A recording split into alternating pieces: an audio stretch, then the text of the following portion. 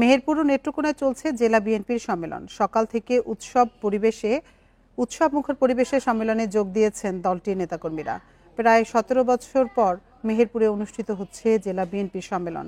মেহেরপুর সরকারি কলেজ মাঠে অনুষ্ঠিত সম্মেলনে স্থানীয় নেতাকর্মীদের সাথে যোগ দিয়েছেন কেন্দ্রীয় নেতৃবৃন্দ।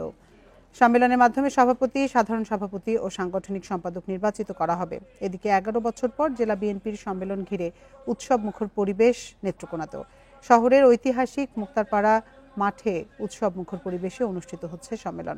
জেলার 10 উপজেলা ও 5 পৌরসভার 1515 জন কাউন্সিলরের ভোটে নির্বাচিত হবে জেলা বিএনপি নেতৃত্ব। সভাপতি পদে 2 জন ও সাধারণ সম্পাদক পদে প্রতিদ্বন্দ্বিতা করছেন 3 জন।